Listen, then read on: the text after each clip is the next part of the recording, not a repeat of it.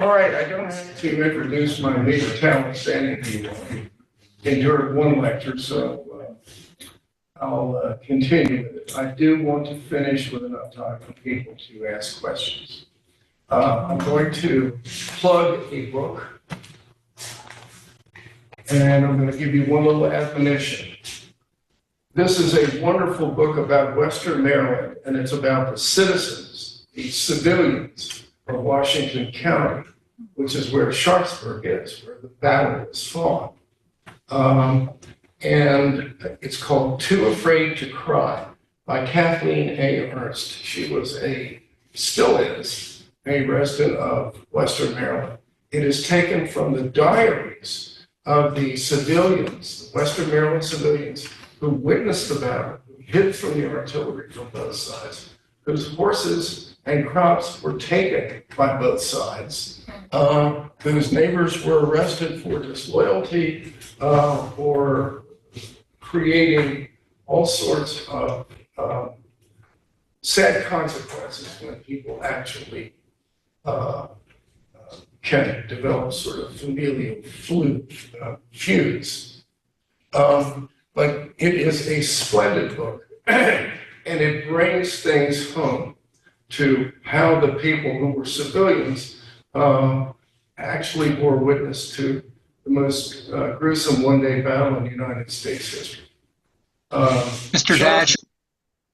Mr. Dashel? Yes.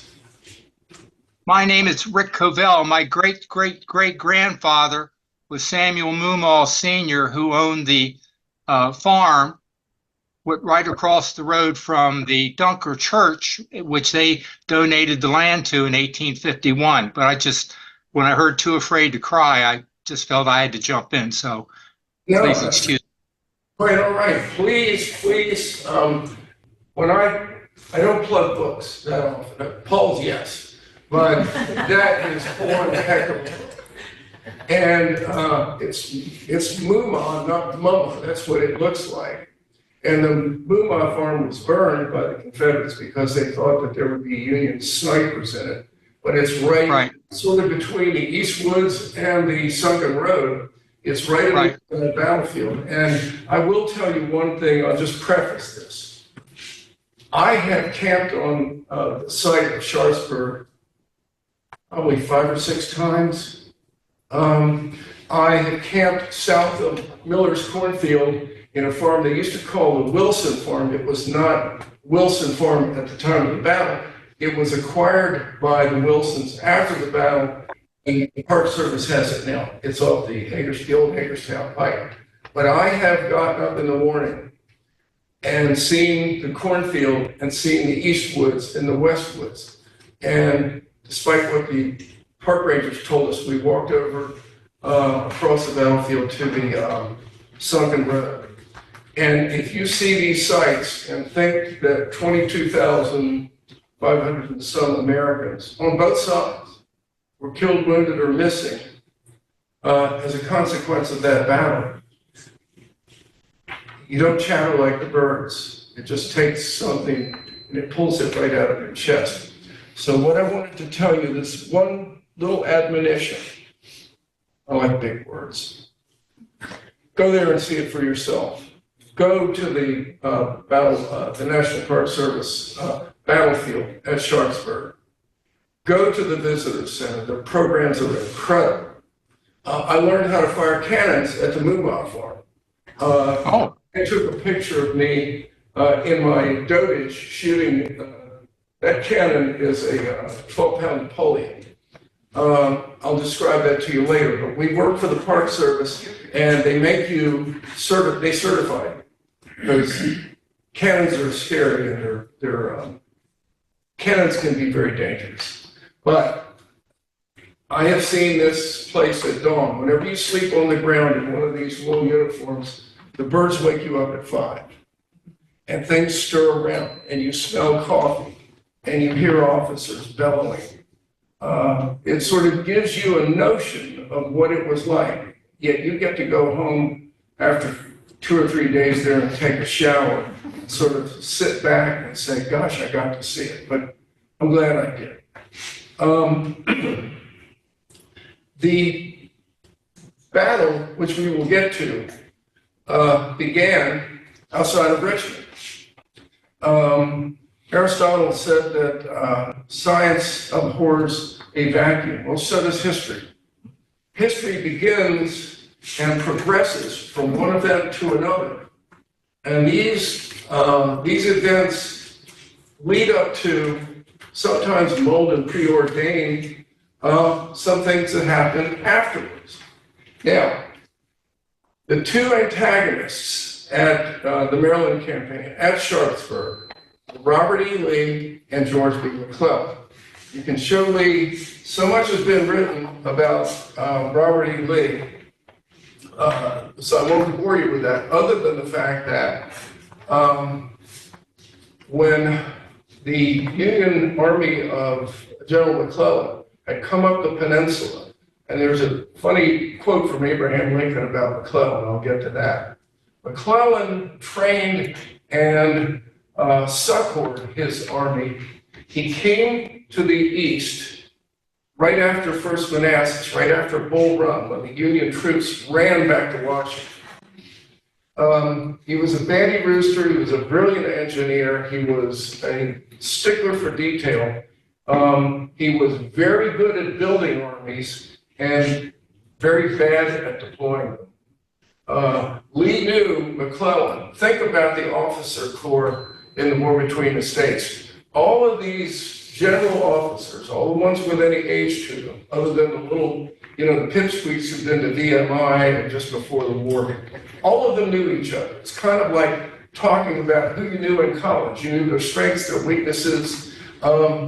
Lee knew that McClellan would be cautious. Lee knew that McClellan wouldn't be bold and aggressive. That's what Robert E. Lee was. Robert E. Lee damn near won that war. There were two theaters, the East and the West. The West was always lost to the South. They had better commanders, Union commanders like Grant, Sherman, much better. In the East, they went through a progression of commanders that showed what a good strategist Abraham Lincoln was. Lincoln wanted results. He wanted the war to be swift, he wanted it to be brutal, but he wanted it to end. McClellan was a Democrat.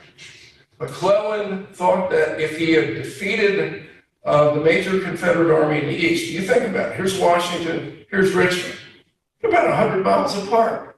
It was kind of a Game of Thrones. If you capture the king, the war's over. Well, not necessarily. McClellan was going to try to capture Richmond. And after Manassas, where the first Union Army was 35,000 men, they brought him east. And he continued to build the Union Army. He built it up to 165,000 men. He drilled it, he trained it, he did a wonderful job doing all of that. He conducted maneuvers in Northern Virginia. He passed everything in review. And you think about this. All of those battles were fought until you got to about Petersburg in lineal formations. It's almost like Napoleonic tactics. You see people lined up and firing at each other. Why? Why did they do that? Because when that war began, they were still using the weapons that they had in the Mexican War. Smoothbore muskets, like in a revolution. You would fire at a mass of people, maybe you would hit one, maybe they would hit you. But a smoothbore musket at 100 yards, it would fly this far off from where you aim. So what had happened in the Crimean War, the British and the French developed a rifling system and what they call, what Americans mispronounce as mini ball. It was Minier, who was a captain, a French ordnance officer, who developed a conic-shaped bullet that had skirts on it. So when it was fired, the skirts would expand and they would latch onto the rifling in the barrel and it would come out. And you could actually shoot. The weapon I showed you all last week was in that system. It was efficient. You could kill somebody at 500 yards with that if you had your windage right. What's 500 yards? From here to the entrance of the Eastern Club. Wow. Oh, But most of the fighting was done from here to the stoplight there, on the eastern bypass. That's probably about maybe 200 yards. Most of the fighting in the war between the states was at that level. And most of the fighting at Antietam was as close as 30 yards. And what we would say the average 100, 120, that's why you have all of these horrific casualties. Now, that was McClellan. Now, McClellan's philosophy was pretty well summed up. He said, the true course in conducting military operations is to make no movement until the preparations are as complete as circumstances will permit, and never to fight a battle without some definite object worth the probable loss. Such a course will ever ensure the greatest economy of life, time, and treasure, as well as the most decisive results. Simply put, McClellan would not act decisively unless he was assured of victory. What part of life are you assured of prevailing at every step? None. None. My legal career is a testament to that. But I will say this: McClellan really well organized that Army of the Potomac, and he was getting away with lethargy. Abraham Lincoln wanted McClellan to move. He wanted the just broke your stand. He wanted action. The newspapers in the North, which Paul points out a lot in his book, were on the sidelines molding opinion. They wanted action. What happened then was McClellan kept drilling his army. He came east in July of 1861. He kept drilling his army around Washington. Now, learning to drill and making formations and going from a line of march to a line of battle is very intricate. So you have all of these volunteer regiments. Volunteers are not professional soldiers. You would train them that way, but it took them a while to become veterans in all of that. And McClellan had trained them so well that things were getting a little testy between him and Abraham Lincoln and his cabinet. Lincoln had a great statement. I think McClellan was working with his army in September, October, November, December, and January. And that's why there was not that much activity after the First Manassas in the East.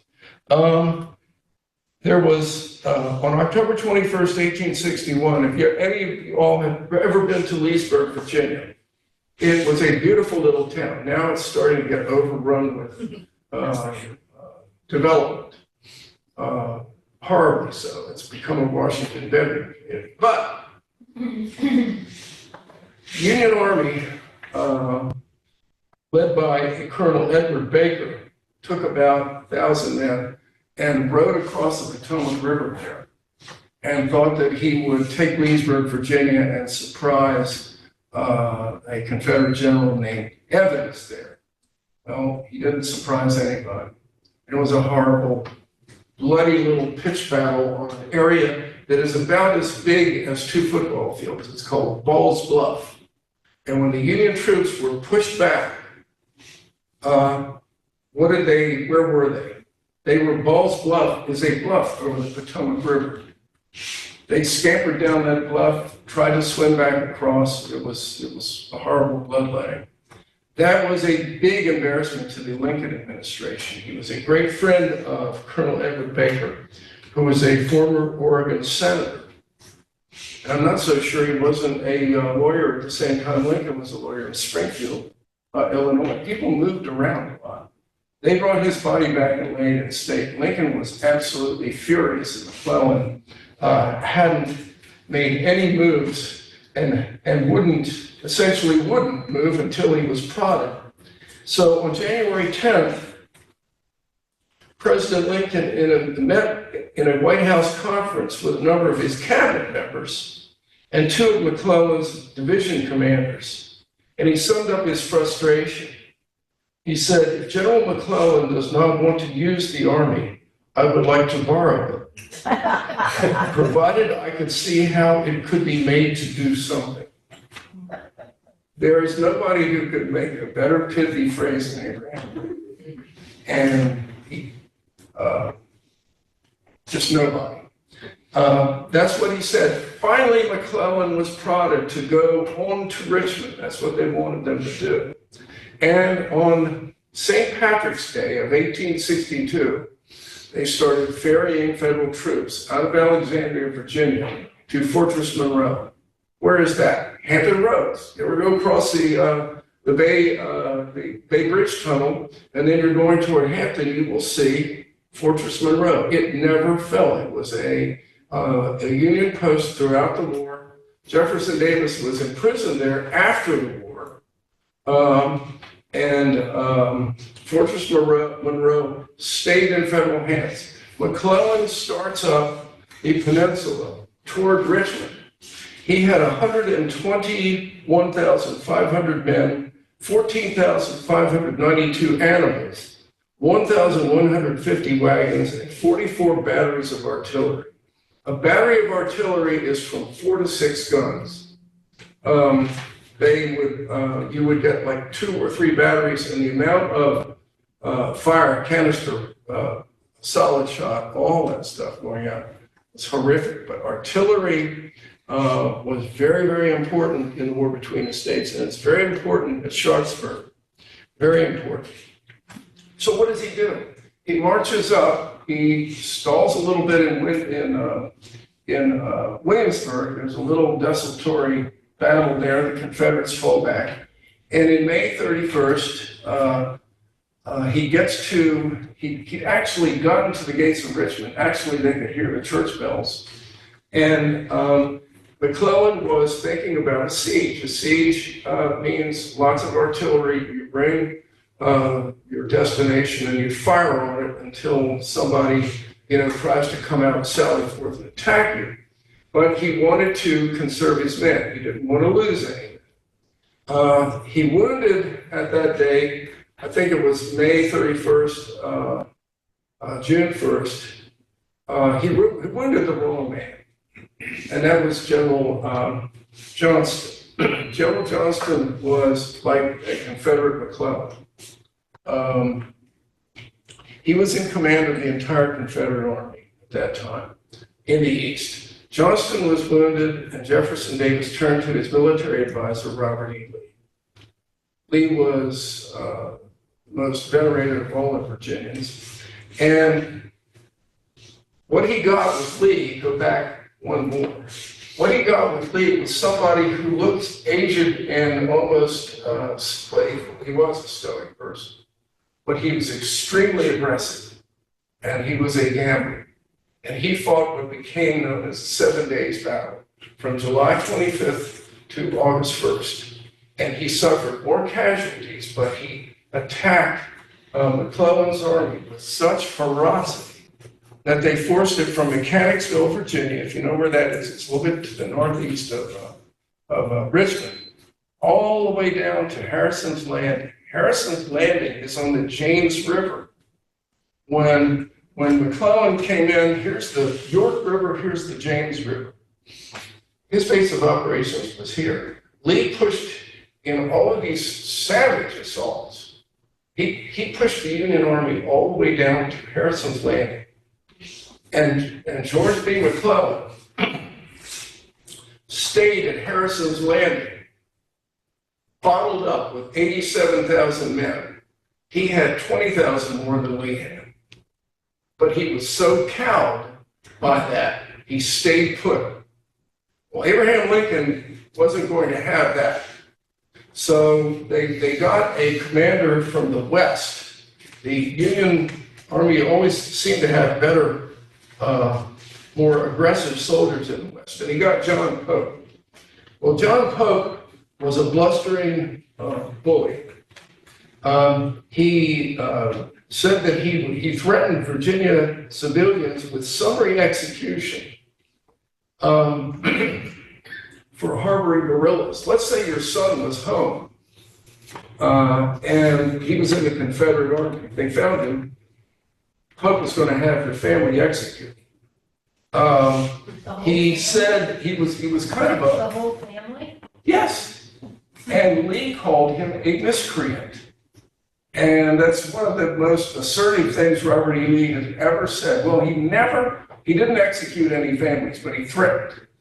So what happened was, now, he was one of these people, I'm here, I'm going to win this war. And he always said, my headquarters is in the South. Well, that got Lee's goat too. So what did he do? He's sitting there watching McClellan sitting on the banks of the James River. And he said, this guy is not going to move. But Pope had an army of 55,000 men. They had brought together an army around Washington. So Pope was going to lay waste of northern Virginia and then start coming down.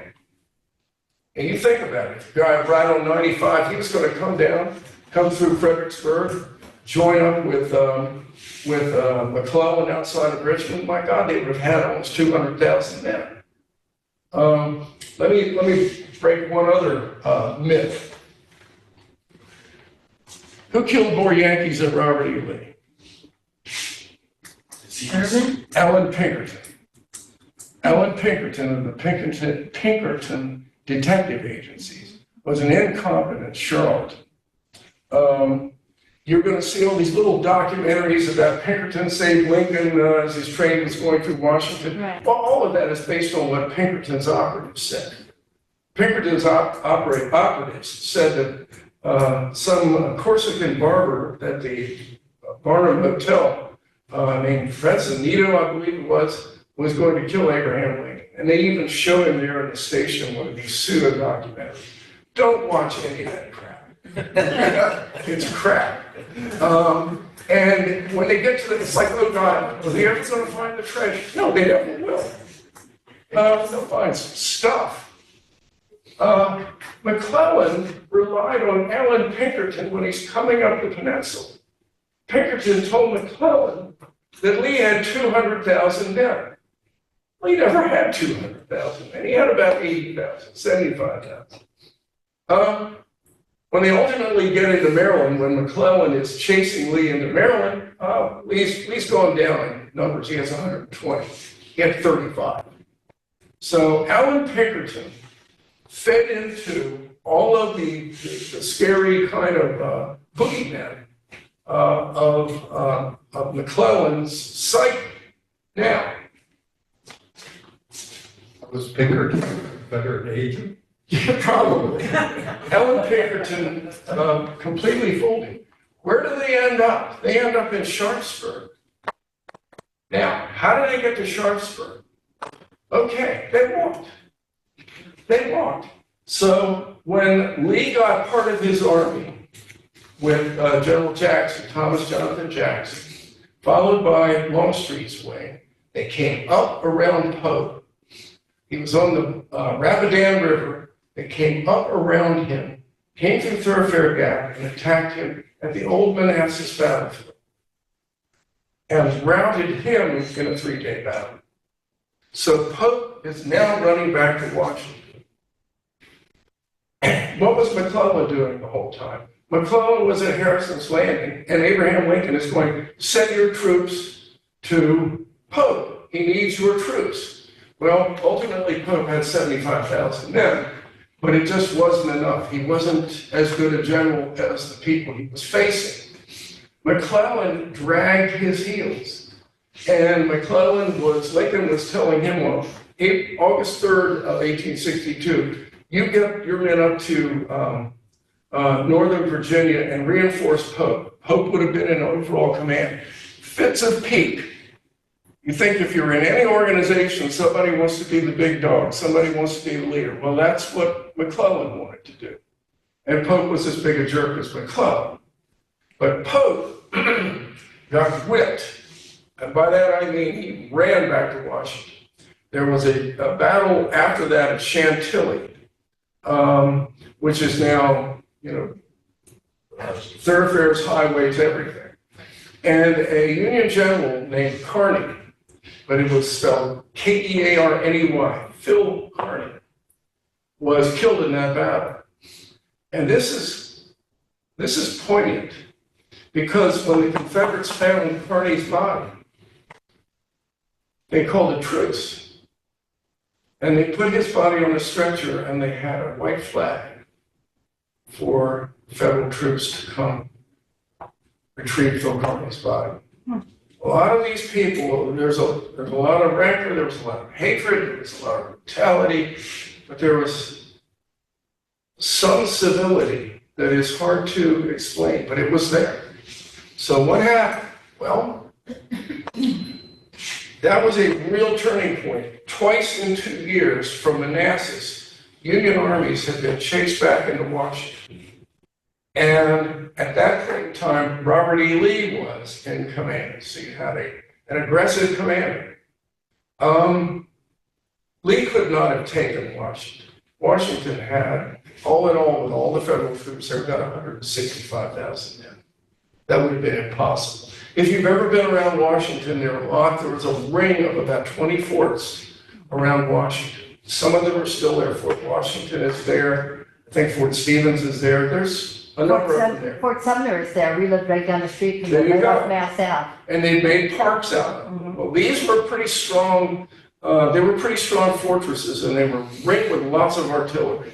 So when all you're doing is marching up to them with foot soldiers and a field gun, which is what that is, that's a 12-pound gun, and you're going against something that's a great big gun that could shoot a 100-pound ball, you've got to be very judicious. So how did those armies get from around Richmond to Washington? LPCs. Beans. They were called brogans, which was an old Irish name for shoes. One of these is a Confederate one. This is one of the two islands. The Confederacy imported lots and lots of shoes from England. They came in through the blockade. If you were lucky enough as a Confederate soldier, you might have gotten one of these. This is a Jefferson bootie, that's what they call them. That's the federal shoe. So if you're adventurous, stick your feet in one. And what would they just stuff them? Obviously, you're not getting size. Did they just stuff the shoes so your foot sort of fits? Sometimes they might put paper in them or whatever, but these are horribly uncomfortable.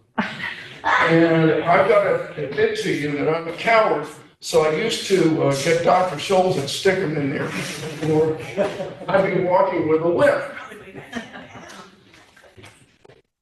I have friends who are experts, and they make these shoes. Oftentimes, the federal shoes had little wooden pegs, 2 double rows in them.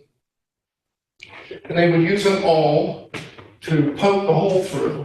And then the pegs are about as thick as a matchstick.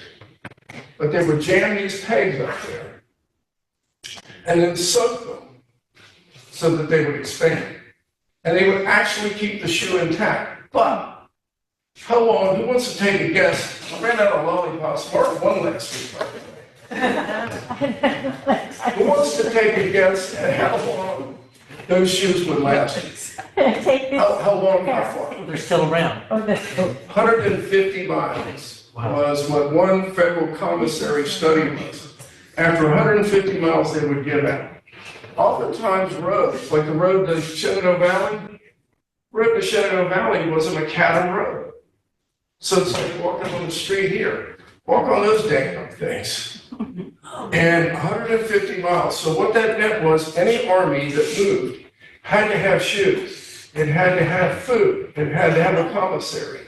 A lot of times they were living off the land. So that was a bigger problem for the Confederates than the Union Army, because the Union Army was much better organized with a commissary and lots of supplies. The Confederates, a lot of what they had to do was forage. Now, I'm going to pass these around, let you take a look at them.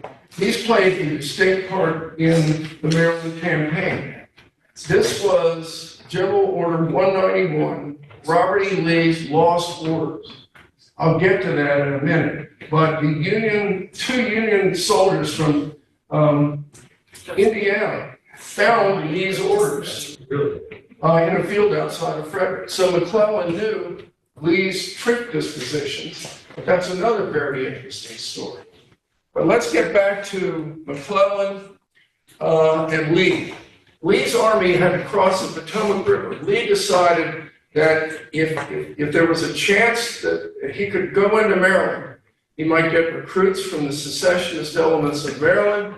He may dissuade the Union, he may sort of make the people in the North feel there's more of a war of attrition. It's going across the Potomac River. Maybe people would sue for peace. He also wanted to relieve the farms and the farmers in Northern Virginia, whose crops had been completely decimated. If you're in a neighborhood and you're in an army and you've got to feed a brigade of men, which would be about 3 or 4 regiments, and there's this great big cornfield, what would you do? Rape it. Just answered the question I was going to. That's what would happen. So Northern Virginia was picked clean. He went north to do that. He also, Lee was also, had sort of a political strategy. He knew good and well, he'd been offered command of the Union Army by Lincoln's administration, but he was a Virginian, and he said, I can't fight my own people.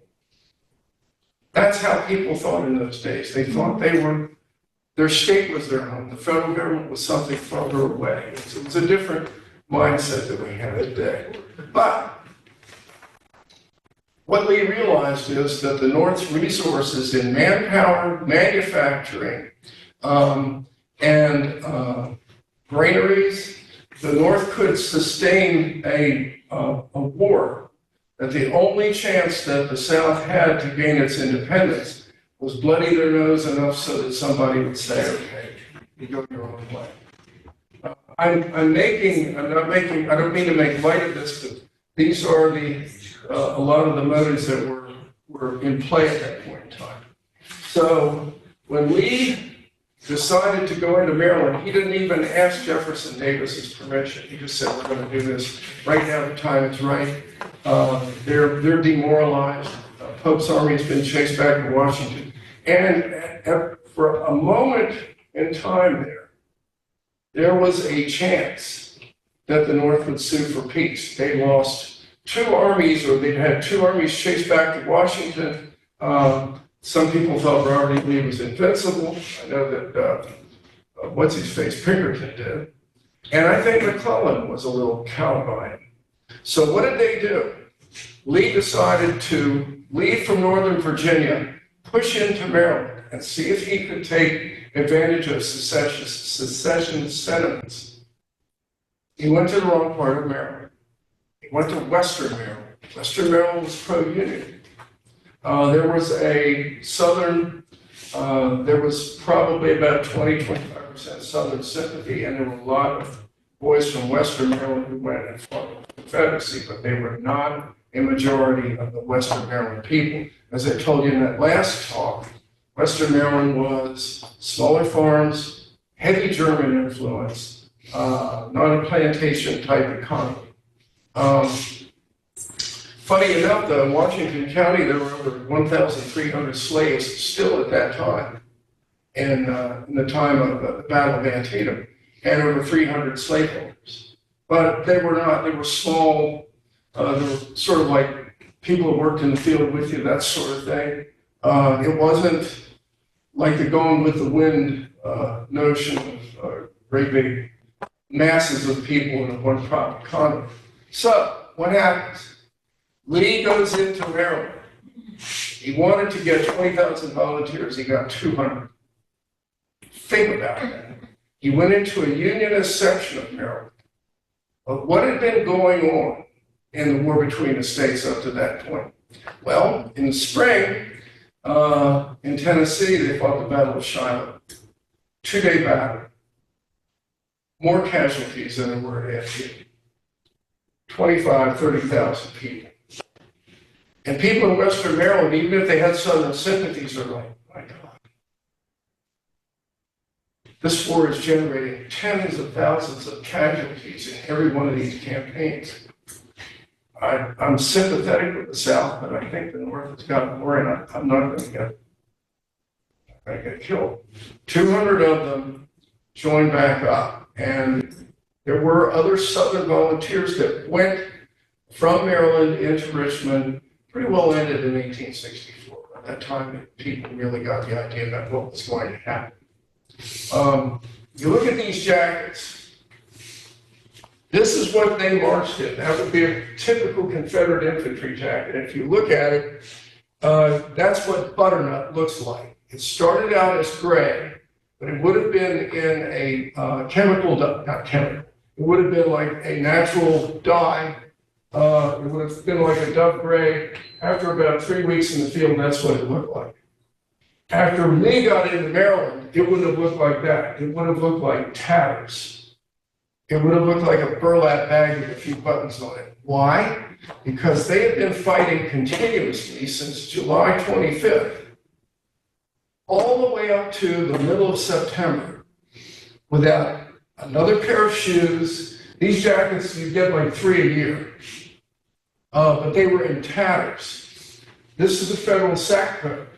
That's what the federal soldiers wore. It was very utilitarian, 4-button sack coat. This is a kepi, Confederate kepi, and a Union. The guy who lent me the federal stuff gave me the Sparby kepi that I wouldn't wear for Halloween. It's terrible, so that's a good one.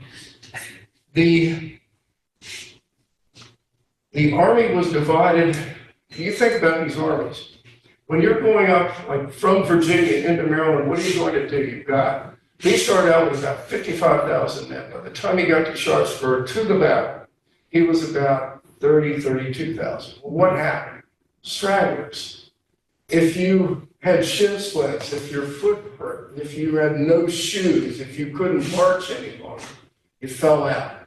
Sometimes it was out of cowardice, and sometimes it was out of just, you were exhausted.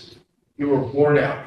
They had fought, the Confederates had fought 2 separate federal armies, 7, Cedar Mountain 8, 9 would be Second Manassas. 9 battles. And McClellan, after Pope got chased out, Lincoln brought McClellan back. He had the loyalty of the Army. The Army loved George B. McClellan, and they knew that he would look out for them. He loved this man, he loved his army, maybe he loved it too much. But by the time Lee's army got into Maryland, they looked horrible. And there's some interesting quotes from the people in Western Maryland as they saw them. And many of the people in Western Maryland just shuttered their doors. And oftentimes even Unionist Western Marylanders would give the Confederates something to eat or cold water, whatever. And in various towns where there were secessionists, they came out and they would help them. But by and large, their reception was sort of indifference or fear. Particularly in Frederick, which is a very Union town. And when McClellan came up from Washington, he came up in 3 wings. When you've got an army that's like 50, 75,000 men, you don't march in one column. Why? Because somebody could cut your column off in the middle of it, surround you, and you lose part of the head of the snake. They would march in multiple columns, so they would give each other mutual support. If there were attack on any of the outside ones, the inside ones could then maneuver and help them out. So they get, Lee's army gets up to Frederick. He had lots of indifference, but a fair, substantial amount of encouragement, but he camps outside of Frederick. Frederick, in those days, was called Frederick Town. And he camped south of Frederick Town. He decided to divide his army because behind him were 2 federal installations, Martinsburg, West Virginia, and Harper's Ferry. Combined, they had about 12,500 Union soldiers. Well, if you're going into Maryland, why do you want to have 12,000 Yankees behind you, right on the other side of the Potomac River?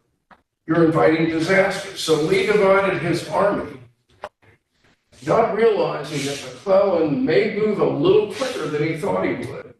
And when Lee divided his army, he sent Stonewall Jackson with one wing of his army outside of Frederick. They issued these orders, the ones that that I just passed around to show you, to all of the division commanders.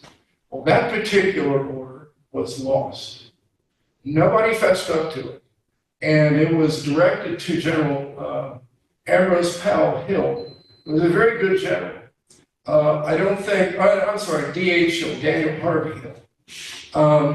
And he, I don't think, lost that order because it was wrapped in 3 cigars. Hill smoked a pipe. It was wrapped in 3 cigars. Well, who smoked cigars? This idiot named Pendleton, who was the commander of their artillery reserve. And Pendleton, looked like his old white hair and all of that. He was not very competent. But he probably lost that order. And it was in an old Confederate camp. McClellan was marching up there, was probably sitting there 2 days.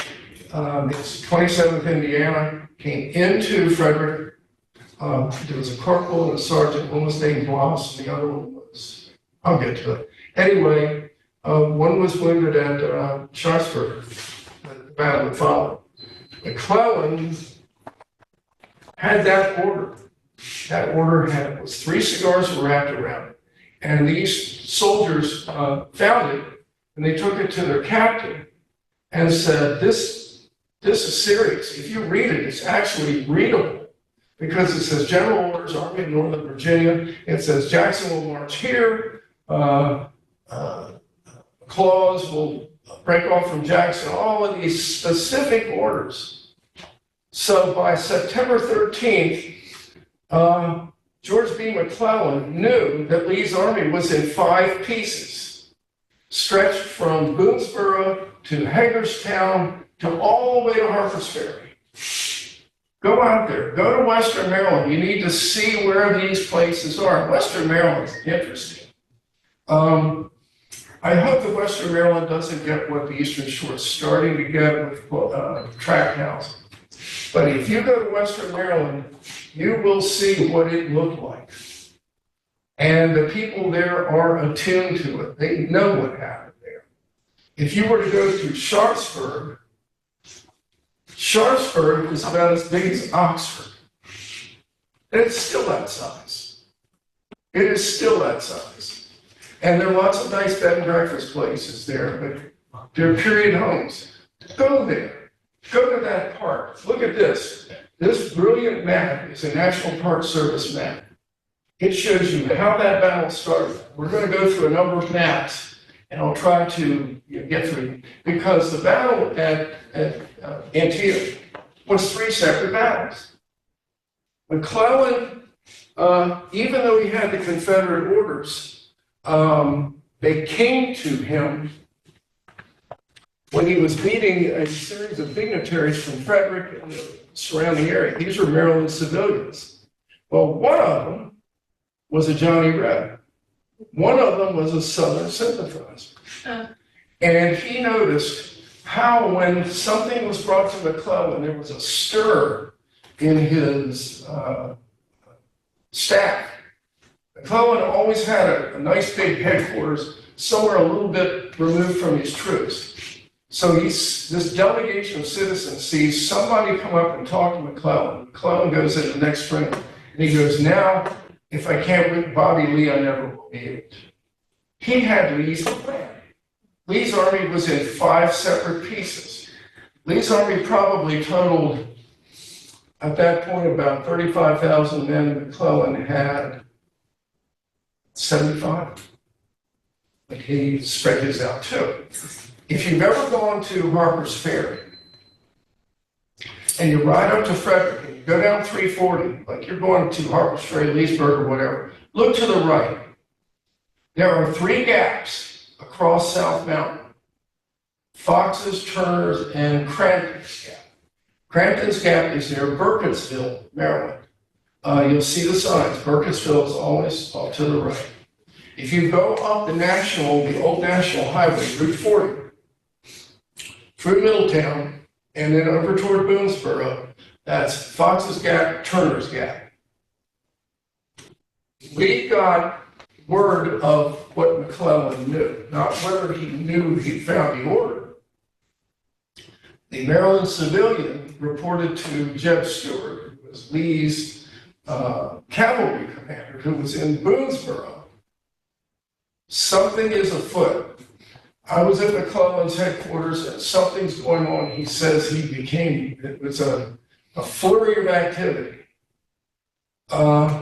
Stewart then reports that to Lee. Lee then tells Longstreet that McClellan has moved down quicker than he would have anticipated McClellan to move. That's true.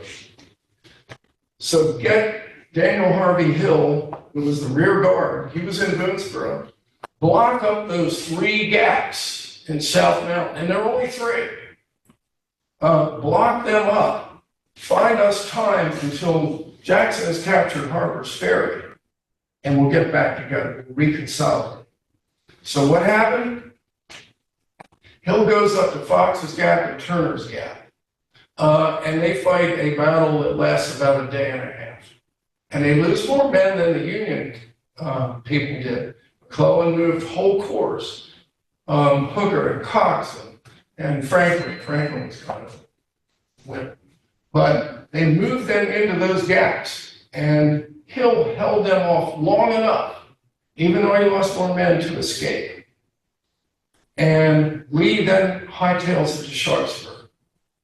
Lee was going to go back across the Potomac River, but then he thought, if I get my troops back again, if I get everybody back from Harper's Ferry, half his command, we might stand a chance. That's why he was so desperate to win a battle across the Potomac. So, he sends word to Jackson, capture Harper's Ferry, get it done. Martinsburg garrison then goes to Harper's Ferry. More Yankees are there, but if you've ever been to Harper's Ferry is indefensible. Frederick Douglass told that to John Brown. Remember, that's 1859. No, this is 1862. If you go to Harper's Ferry, you will see you'll get across to the Virginia side, you'll see Loudon Heights. And by Heights, it towers over Harper's Ferry. And you see Maryland Heights on the Maryland side of the Potomac, towers over Harper's Ferry. Then you get to Virginia and you see Bolivar Heights. Sounds like Simon Bolivar, but we don't talk like that. It's Bolivar Heights. Jackson took Bolivar Heights. Another Confederate force took Loudon Heights, and another Confederate force took Maryland Heights. And they rained artillery down on the Union position. And the Union position was held by a Marylander. His name was Dixon Miles, but Dixon Miles was not a very good soldier, and he liked to bomb. Dixon Miles refused to leave. He could have tried to break out. He refused to leave. By September 15th, he had to surrender, and he surrendered at about the time of the last Confederate bombardment came into town. They were firing cannons, and he was mortally wounded by a cannon shot, and he died. And it's probably just as well for him because he gave up 12,500 troops. And that was the most United States troops ever surrendered at one time until Bataan in World War II. That was the largest mass surrender of United States troops. So, Jackson has then captured Harper's Ferry. They would parole prisoners. By that I mean the people were more honest then than they are now. You could seek a parole, they would fill it out, you could then go back home with the understanding that you could not fight until you had been formally exchanged by another paroled prisoner on the other side. And they kept pretty good records. And when you go to Annapolis, you see Parole Plaza, that's where a lot of Union parolees stayed until they were accounted for. But they paroled these prisoners. What does Jackson do? It's now September 15th. He starts marching back. He leaves some of his people there to clean it up, to parole all the prisoners. They captured lots of weapons. they captured. A lot of Hill's troops were so poorly clad, they took those federal jackets off the Yankees that they had paroled. And that'll play a part in Antietam. So what happens then?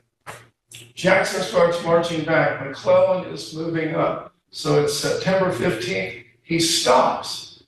Sharpsburg is sort of ringed by Antietam Creek. Antietam Creek, which you'll see, is not really wide, but it's you got to find a ford to get across it without going up to here.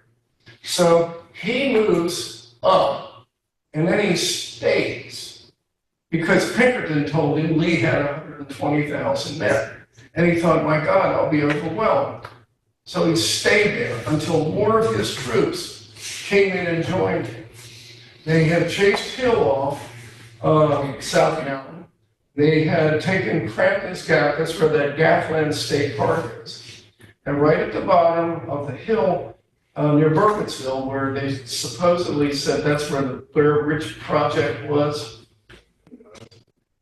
But there's a stone wall. It is still there at the base of this hill. I had an ancestor captured at that stone wall. So think about it. A lot of people in this room probably had ancestors at this place or that place or the other. Look it up. McClellan then starts to push toward Sharpsburg. He dresses his lines and he's cleaning everything up on the 16th. Well, when he got there on the 15th, Lee had 18,000 men. That's all he had. And he formed around Sharpsburg. Sharpsburg they say it was a natural defensive position. It wasn't as natural as Cemetery Ridge at Gettysburg. It had a general slope that went down, but you had areas in Sharpsburg that were above where your lanes of attack would be. By above, I mean maybe that high above, height-wise, but that's pretty important when you multiply it across a major field.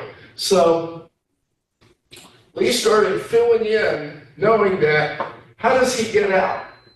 How does he get out of Sharpsburg if he's overwhelmed? This is it, Butler's Ford. It's by Shepherdstown. Butler's Ford. When you go across that bridge at Shepherdstown, look to your left, and there's Butler's Ford. Think about it. You've got armies of 50,000, 30,000. You know how much a wagon train for an army that size would be? An army of 70,000 wagon train would be like 8 miles long. So when you have your supply train, it would be like your army's at Oxford, and it ends at the Eastern Bypass.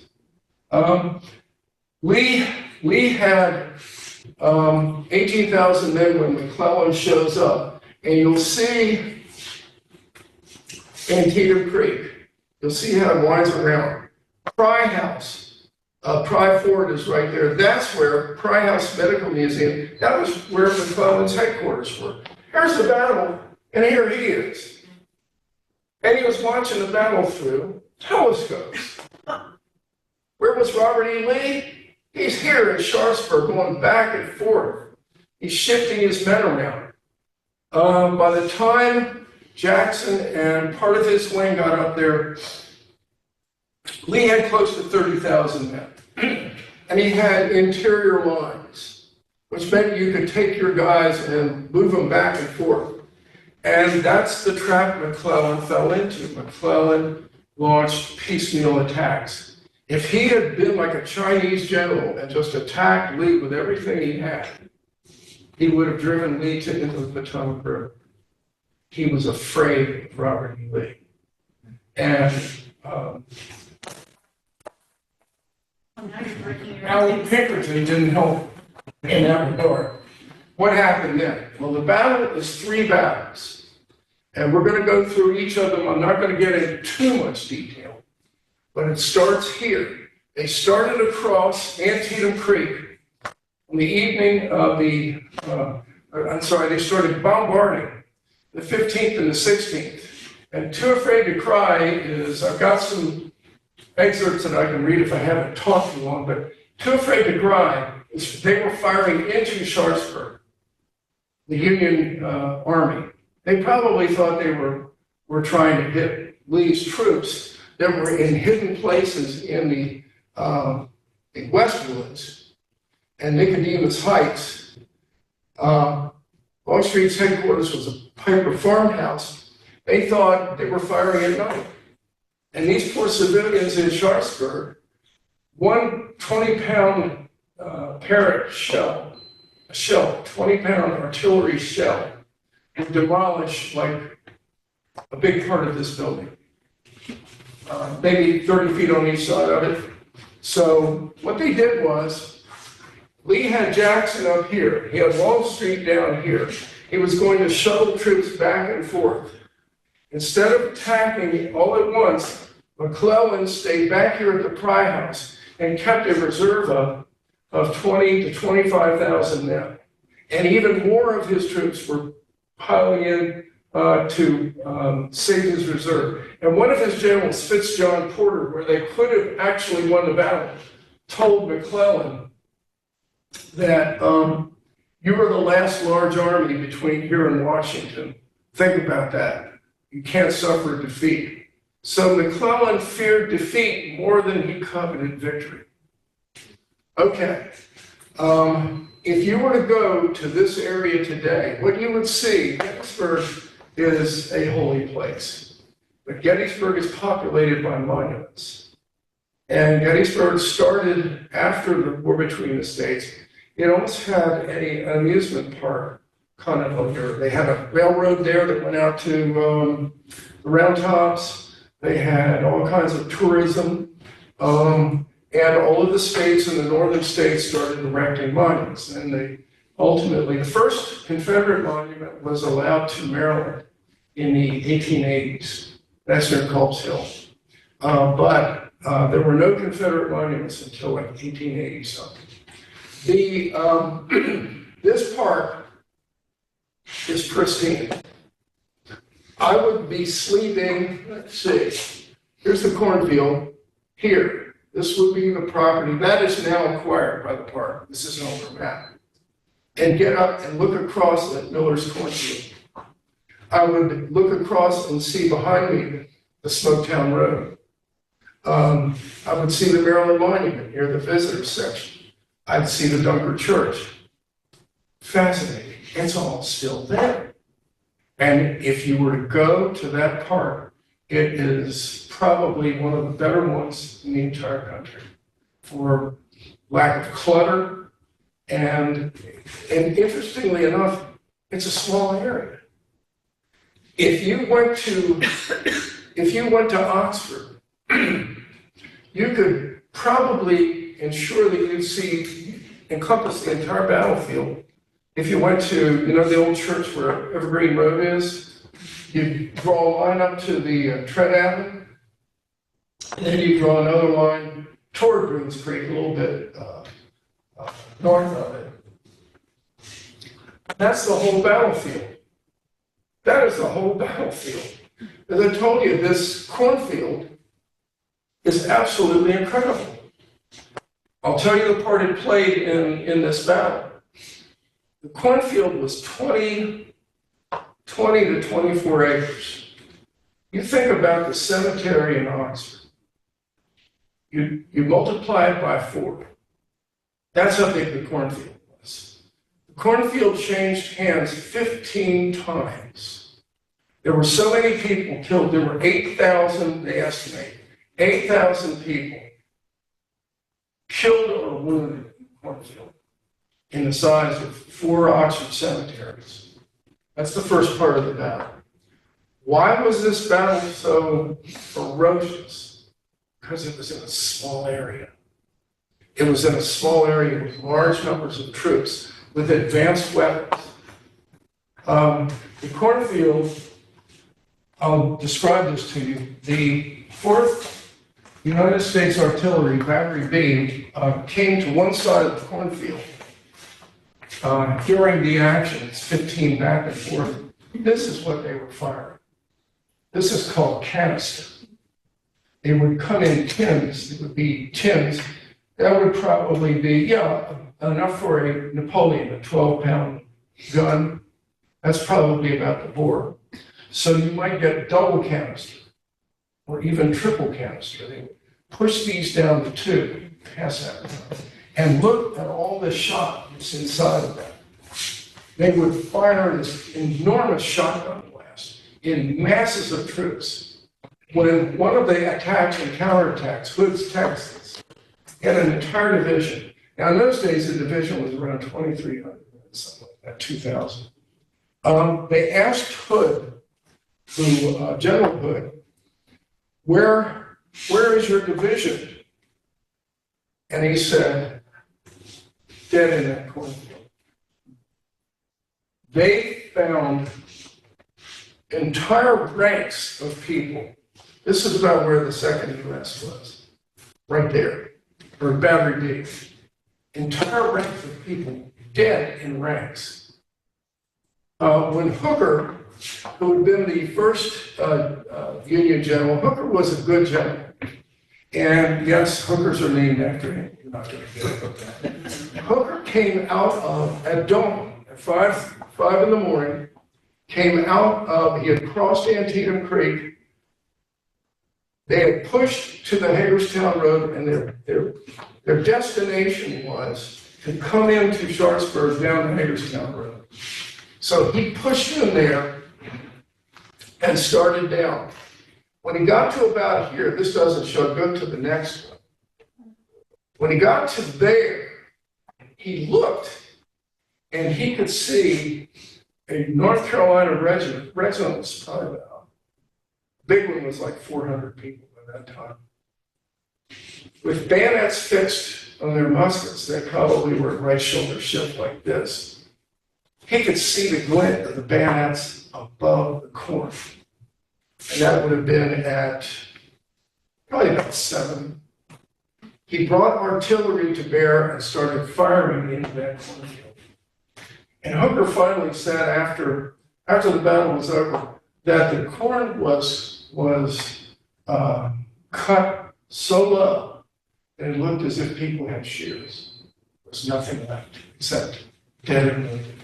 So they went back and forth in that cornfield. Let's see where yeah, 720, 740. You can see the red are the Confederates, the blue are the Federals. They went back and forth and back and forth. It was horrible. But if you go to that battlefield, to this day, they do plant corn. They planted in Miller's cornfield. And you can stand up where we were in that farm that's north of Smoketown Road and just look at it. How do they manage all the bodies? Big one. How did they manage all of the dead bodies? Were they stop fighting and retrieve them and bury them? Yeah. Walk over, what? What did they do? And so where are they today? The Union troops who died at Sharpsburg are buried in the National Cemetery, So Sharpsburg. not in the cornfield, somewhere along the line they're retrieved. Here's what happened. Nobody recovered bodies until the battle was over, and one side or the other held the field. They did not evacuate. They evacuated wounded if they could. But both sides are there, so somebody wins, whoever wins gets their bodies, are the other bodies left, or do they get a chance to go back? Hold your question, I'll show you. I've got pictures. Now, they go back and forth. By 11 o'clock, go ahead and take it. Okay. Are you there? Okay. Next one. Keep going. That's what it looked like Yeah. 4 days after the battle. Oh. That's along the Hagerstown Pike. Now, everybody thinks Matthew Brady took these pictures. Matthew Brady was famous, but he did not take those pictures. Those pictures were of Louisiana troops, probably. Here's the Hagerstown Pike. The Federals held the field. Lee retreated on the 18th. He went back to Virginia. He waited on the 18th to see if McClellan would attack him. McClellan didn't. McClellan had enough. On the 19th, Lee pulls back to Butler's Ford and crosses back into Virginia. These fellows were probably Starks Louisianans, and you'll see they would leave the Confederates there. Generally, they would be buried in mass graves. They did try to identify as many Union troops as they could. But you will note that when those pictures were taken, Alexander Gardner and another photographer were sent there. They arrived on the date of the battle, right after it had ended, and they took pictures. This was probably taken about 4 days later. You will note that limbs are sort of akimbo and the bodies are bloated, but that's what they did. You will also note that they never took pictures of federal dead. It's kind of like World War II, where they would not take pictures of American dead in the Pacific Theater or show them.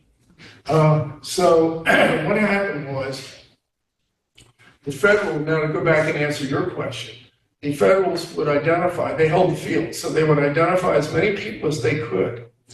The ones that they could, they would try to mark them with like wooden slabs.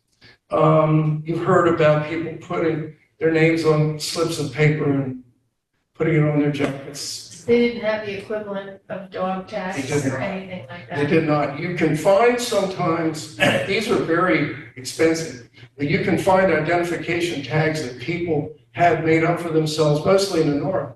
And they would get somebody to engrave their name, their unit, whatever. But if you found one today, they're about $2,000, $3,000. Yeah, they're very, but they did exist. But it was sort of if you had the means, you could do it. But most soldiers did not on either side. So what happened was the Union troops would come in, after Lee had left. You're not going to be retrieving bodies when somebody's on the other side of the road shooting at you. Once they did, they ultimately put together a federal cemetery. Most of the troops that were buried in Sharpsburg, or many of them died in that battle, were also in the Shenandoah Valley, other areas in Virginia, and they moved them there. What happened with the Confederate dead, they assumed the mass graves, and they moved them off of Sharpsburg area, and they buried them in sites in Frederick and Hagerstown. So there's some cemeteries in Frederick and Hagerstown that are Confederate cemeteries, and they did not mix them up. Go to the next one. Okay, West Woods. Jackson sort of was hiding in the West Woods, and he was fighting a holding action. They came down to the West Woods, and they were making some progress, but Hooker, the general, was wounded. He was shot in the foot, so they had to remove him from the field. They brought in Sedgwick. Go back to the other one before that, Mansfield. This is sort of the sad notion. General Mansfield was in his 60s. He had never commanded a large unit in the field, ever. He'd been in the United States Army for 40 years. He begged for a field command. They gave him the 12th Corps. A corps could be from 9 to as many as 16,000 men. So they gave him the 12th Corps. He comes in, and it's probably a good reason they didn't give him field command. He came in columns of companies like this. 10 to 10 to 10 to 10 to 10. A company, it wouldn't have been 10. A company probably was 30 men, 30 men, 30 men, 30 men, 30 men, 30 men. What's that look like? Looks like duck pins. And over here, where's the Target Church, Stephen Dilley's battery saw this massive blue come out here. That was Mansfield's Corps, and they fired into them. The Civil War cannons could shoot over a mile. And they fired back, and they blasted it. Mansfield was on the field probably 2 hours and was killed. 40 years, begs for a command, and he's killed. Now you can go back on. Now, you'll see these fellas here, they're starting to line up. Rhodes, Anderson, and Colquitt. Everything petered out here by around 11 o'clock. You can go to the next one. I think that's 10 to 10:30. 10 to 10:30. I was close. They had gone about as far as they were going to go. Hooker had left the field. Everything was disorganized. 13,000 casualties on both sides. Between the Eastwood, the Westwood, the cornfield, 13,000. But then the second part of the battle begins. They're ending there. The Yankees got about as far as the Dunker Church. That was it. Then we go to what's called Bloody Lane, or the Sunken Road. Go to the next.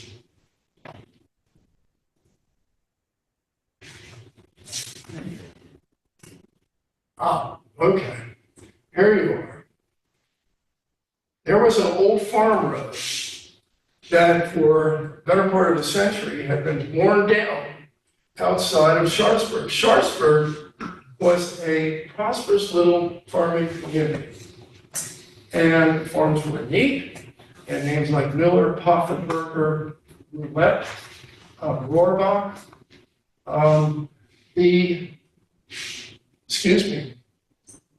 There was a farm lane beaten down that was about this high. And you think a farm wagon would be about, put two of these tables together, and they're heavy. And they had worn a rutted farm lane down. It was a natural defensive position. So they sent D.H. Hill, Daniel Harvey Hill, at Colquitt, so Georgia. Anderson came later, Anderson screwed up. But they had, this is 800 yards. And they took the fence rails and stacked them up to give more protection. And there were there were four aborted Union attacks coming over this bridge here. Coming over that bridge here. First one was 1st Delaware, 5th Maryland, they were butchered. 4th New York, they were butchered. Marr had the Irish Brigade. They were in the 4th attack. They lost 550 men. You're coming down and they're just firing at you as soon as they see you come up over that ridge. There's a roulette farm somewhere around here. To your right a little bit. To your right a little bit. There it is. When the Union troops are moving through it, they knocked Mr. Roulette's beehives over. And the bees played home with his Yankees. But it was sort of a funny note and a very sad day. They come over that, and it's like 4 assaults. You can go to the next one. Oops. Right? First. The Union troops, that's good. The Union troops ultimately, after 3 hours, worked their way around to the right flank of the Sunken Road. The Sunken Road is there. There's a watchtower by it. You can see it. You can walk it. We walked it at dawn one day. I'll never forget that. And they fired what they call enfilading fire. If you get around somebody's side, you can enfilade them. You shoot into their side, and it's just mayhem. That's what Anderson, some of his troops, he ordered them, some knucklehead named, I can't remember. Anyway, he told his regiment about face, forward march. He mistook an order to what they call refuse the flank, to move some troops like this way so they could meet what was going on. Hey, this marches this man out. And others marched out. And by the time they had done that, Caldwell, I think it was like Caldwell, it was a coward. His brigade came up. He was hiding behind a haystack, behind the Union lines. He got scared and hauled ass. But enough of his lieutenant colonels took over, and they fired down and enfiladed this line, and then the Confederates had to run. Bloody Lane, you can go to the next one. That's another picture that Gardner took. This is probably 4 days after the battle. Bloody Lane claimed 2,600 Confederates, 3,000 Confederates. So none of these Civil War battles were bloodless affairs. Nobody ever won everything without paying a butcher's bill, as the English call it. So, where do we go now? Burnside's Bridge. If you've ever heard of it, you'll see some pictures of it. It was a stone bridge that went across Antietam Creek. There were 3 of them. One of them was too far up the creek to be of any use in the battle. There was another, like the middle bridge, which was where, what's his name? Hooker went over the night before. But then there's this one, the lower bridge. Well, who's down here? Now, to answer your question even further, you see these? Go back. You don't want. Okay. You see all this? See D.R. Jones? This area here is where the cemetery is.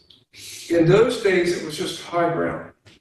And there were Confederate gun positions there. Cannons. These little things with wheels. The little red are the rebels and blue are the Federals. They launched 3 separate attacks. Burnside launched 3 separate attacks on this bridge. What does it look like here? There's a great big ridge. By great big ridge, I mean 1.5 times the height of this building. Looking down on that bridge. Now, there was only 500 Confederates there, led by Toombs. He was from Georgia. He was told to hold that at all costs. And his men were on this hillside with lots of trees, and there's a little quarry at the top and also behind that. Lots of trees, and they fired down on the Federals. These guys were pretty good shots. The first Federal group came down en masse and tried to take the bridge. And they were butchered. The second Federal group came along this Rohrbach, this little road here. There's a stone wall right here up by the bridge. You see 51st Pennsylvania, that's where they landed. And they came in, that would have been the 2nd Maryland, the 9th New Hampshire, and the 11th Connecticut, and the 6th New Hampshire. They got shot to pieces from these heights. There was Snavely's Ford down this way, there it is. And the Federals tried to ford that creek there, but it was fordable, but it was terrible. There was a lot of woods there, and it just held them up. They were going to try and flank Toombs. But this is all Lee had down here. He had taken so many troops from his right flank just to blunt all these other attacks. This was it. That was about it. McClellan finally had this guy Ferraro. He was kind of an interesting guy. He was a Union colonel. And they had, I think it was it Sturgis? Yeah, Sturgis. They were in his brigade. So Ferraro was a dance instructor in New York. And he had an exotic name like Ferraro, so you can tell he was a dandy. So, but he was a hard ass. So Ferraro had 2 regiments. The 51st New York and the 51st Pennsylvania. They were both veteran regiments. And the 51st Pennsylvania, because they were hooligans, had lost their right to a liquor ration, which you would get, after you fought a battle or marched. And he said, you're going to take this bridge. And one of the Yankees in the 51st New York said, give us our liquor ration back. And Ferraro said, you will have it. What did they do?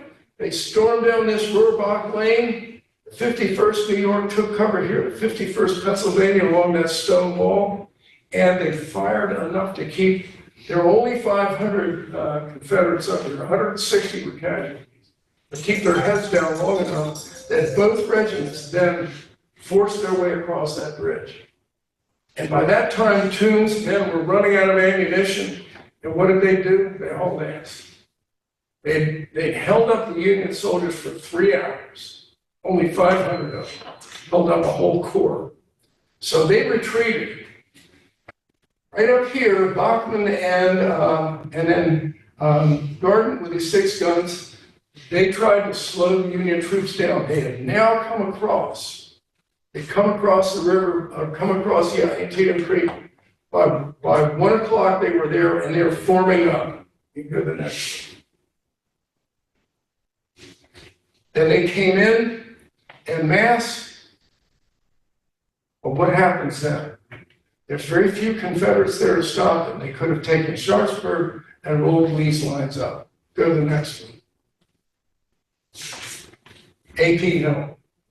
Ambrose Powell Hill came up from Harper's Ferry. He had arrived at the battle in the afternoon at 3:30.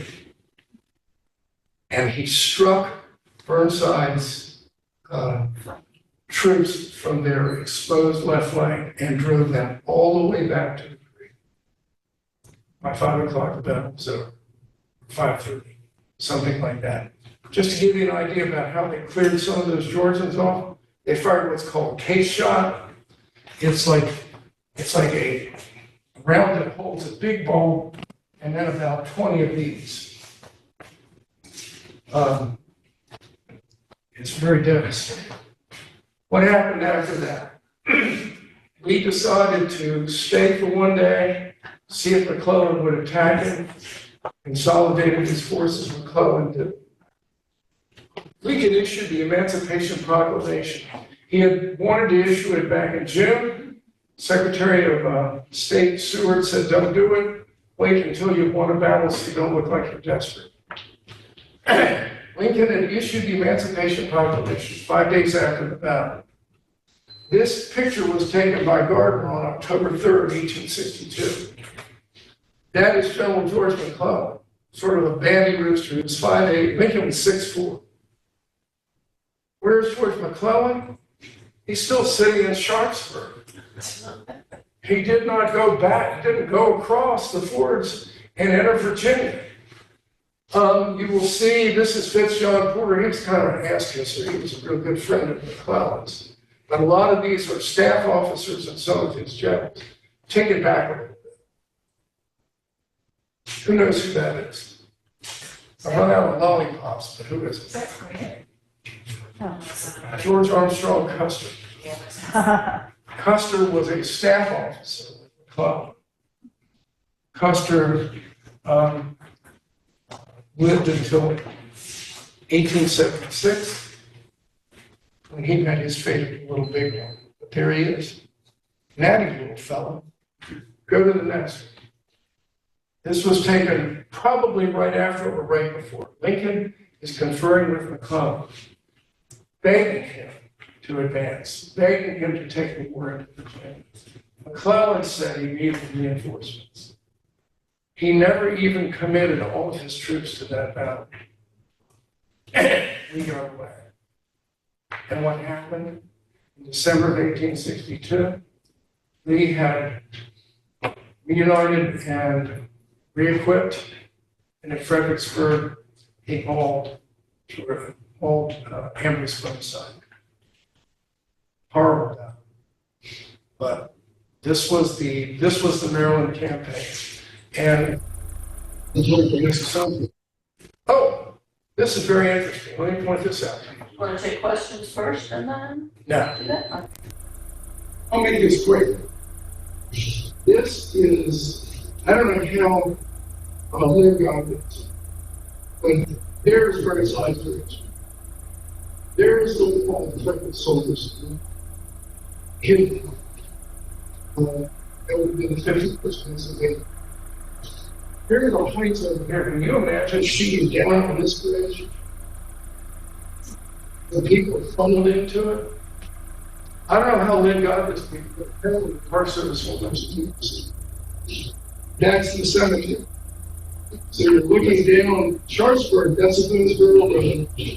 Sharpsburg is that's the federal cemetery. It's on the hills.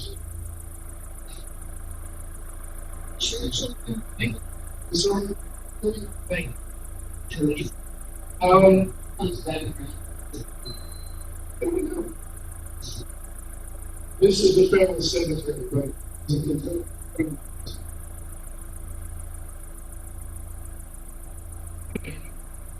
And continue. Who's the lady? What's the statue?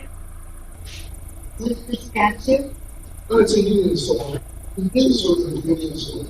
This is the site where there's the tower view, and it gives a real good look at it. So, And the people who came at it, cornfield is a little too far away from the city. Plus, if it's not important.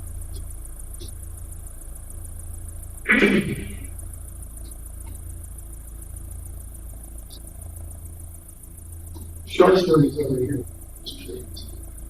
Here's the Maryland Monument in the visitor center. The Maryland Monument was, I think it was erected in the early 1900s. Maryland was the oldest state in the country. Take a look.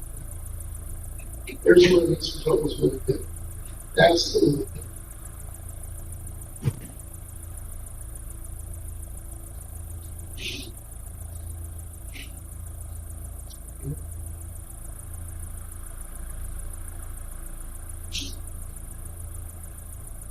This is what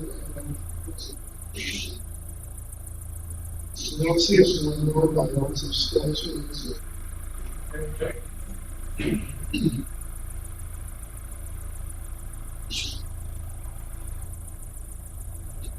This is a Duncan church. I've slept in that. I've slept on a swale that's near it. That's not the real Duncan church building because after the war was taken apart, they take it to World's Fairs. So they erected one that was just like, that's the Maryland Monument. I slept inside that church. And wounded filled it. They filled all the houses in Sharpsburg, wounded from both sides. Did the armies have doctors? Yes. They had doctors, but their medical, Sarah Barton came too. And he, after the battle. But they called them surgeons, they're regimental surgeons. But they made do with whatever they could.